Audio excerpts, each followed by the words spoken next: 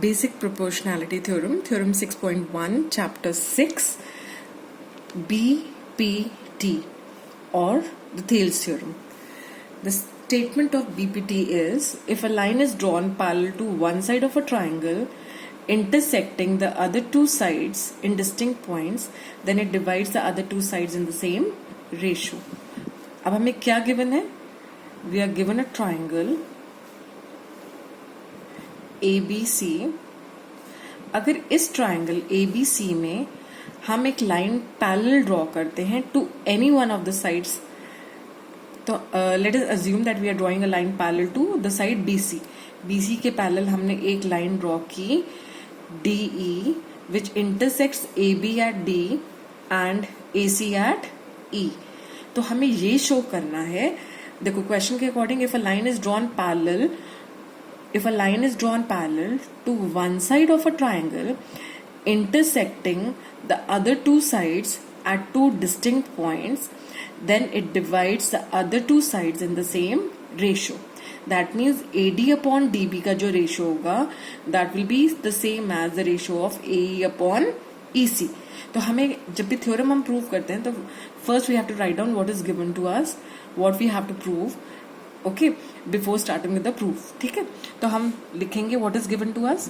We are given a triangle ABC in which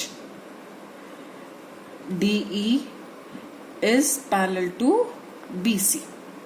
और हमें अब प्रूव क्या करना है? हमें प्रूव करना है कि AD upon DB is equal to AE upon EC.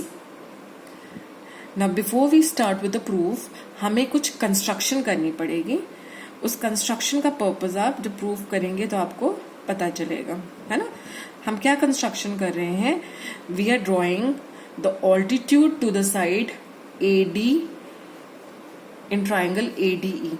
अगर हम ट्राइंगल ADE लेते हैं विद AD एज बेस, अगर हमें AD के ऊपर एक ऑल्टीट्यूड ड्रॉप करनी हो तो आपको पता है इन ट्राइंगल ADE, AD अगर बेस है तो इसका ऑपोजिट वर्टेक्स इज E, तो E से आप वो ऑल्टीट्यूड ड्रॉ करेंगे, है ना. तो let us call this altitude EM. तो हमने क्या कंस्ट्रक्शन की? पहली कंस्ट्रक्शन है कि EM हमने परपेंडिकुलर ड्रॉ किया ऑन AD. और फिर दूसरी कंस्ट्रक्शन हमने क्या की? अब हमने सेम ट्राइंगल ADE में ही AE को बेस मान लिया है. अगर AE बेस है तो आपको पता है इसका ऑपोजिट वर्टेक्स है D, तो D से अगर आप AE के ऊपर ऑल्टीट्यूड ड्रॉप करते हैं तो let us call that altitude DN. तो हमने क्या किया? Draw EM perpendicular to AD and DN perpendicular to AE. Also join AE and also join BE and CD. So we have to join BE and CD. Now the proof. अब आपने देखा triangle ABC में not in triangle ABC, sorry, in triangle ADE with AD as base, EM is acting as the perpendicular, as the altitude. So if you have to find out the area of triangle ADE, तो ADE का area with AD as base will be half into base into the corresponding altitude और the corresponding height. corresponding height इसकी क्या है? EM, है ना. ADE में AD अगर बेस है तो उसकी altitude EM. Now let us divide this by the area of triangle BDE. BDE. अब आप देख रहे हैं BDE एक ऑब्ट्यूज एंगल ट्राइंगल है और किसी भी ऑब्ट्यूज एंगल ट्राइंगल का ऑल्टीट्यूड हमेशा उसके बाहर लाई करता है.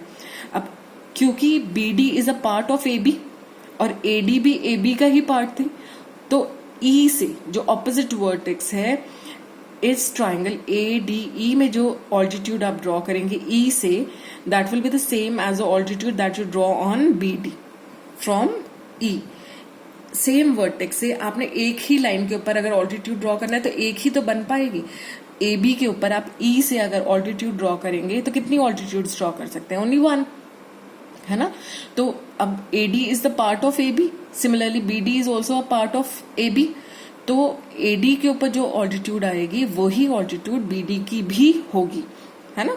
तो this is area of triangle b d अगर हमें लेना है with b d as base, तो area will be half into b d into e m. अब आप देख रहे हैं हाफ से हाफ कैंसिल हो गया, ई एम से ई एम कैंसिल हो गया, and we have a d upon b d. Now let us change the base of triangle a d E.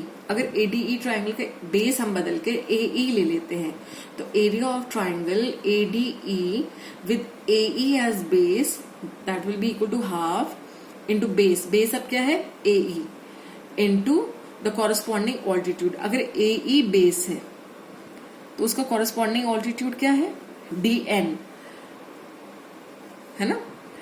Now let us divide this by the area of triangle CDE. अब CDE is again an obtuse angle triangle, और वैसे भी AE and EC are both the parts of AC. AE और EC दोनों AC के part है, और अगर आप एक ऑपोजिट वर्टेक्स से AC के ऊपर ऑल्टीट्यूड ड्रॉ करते हैं तो आप सिर्फ एक ही ऑल्टीट्यूड ड्रॉ कर सकते हैं।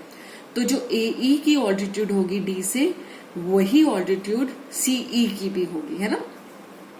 तो area of triangle CDE with CE as base will be half into base, base is CE into altitude. Altitude corresponding altitude क्या है? DN। अभी मैंने आपको रीजन दिया कि DN क्यों होगा, है ना। तो हाफ से हाफ कैंसिल हो गया, DN से DN, so we are left with AE upon CE। अब आपको ये पता है, let us call this 1 and this as 2। अगर हम बेस बदल दें तो ट्राइंगल का एरिया नहीं बदलेगा, क्योंकि एरिया का मतलब है the space occupied by that thing. तो अगर ट्राइंगल ADE है तो आप उसका बेस चाहे कोई भी ले लें, बेस उसकी 3 साइड्स होती है, तीनों साइड्स में से आप कोई भी बेस ले सकते हैं। तो अगर आप बेस बदल देंगे तो वो जितनी जगह घेर रहा है उस जगह में कोई फर्क नहीं आने वाला। तो area of triangle ADE with AD as base will be the same as area of triangle ADE with AE as base. Also, area of triangle BDE is equal to area of triangle CDE. आप लोगों ने 9th class में एक theorem पढ़ी थी कि if you draw two triangles on the same base and between the same parallels, then they are equal in areas. If you are drawing two triangles, कौन से 2 triangles हम draw कर रहे हैं? BDE and CDE. ये 2 triangles हैं, they are on the same base DE and between the same parallels DE and BC. आप देख रहे हैं ये 2 triangles कौन कौन से? BDE and CDE. They are on the same base DE and between the same parallels DE and BC. तो areas, two triangles drawn on the same base and between the same parallels are equal in area. तो हमारा reason क्या है? 2 triangles on the same base and between the same parallels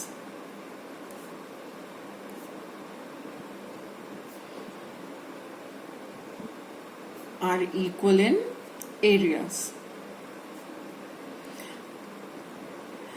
This implies that area of triangle ADE with AD as base upon area of triangle BDE is equal to area of triangle ADE with AE as base upon area of triangle CDE. क्योंकि ADE का area will be the same as area of triangle ADE with AE as base, है ना, and area of triangle BDE is equal to area of triangle CDE. तो this implies that AD upon BD is equal to AE upon CE. This is what we had to prove कि अगर आप किसी भी triangle की एक side के एक लाइन पैरेलल ड्रॉ करते हैं which intersects the other two sides at two distinct points, then it divides the other two sides in the same ratio. Same ratio, that means AD upon DB is equal to AE upon EC.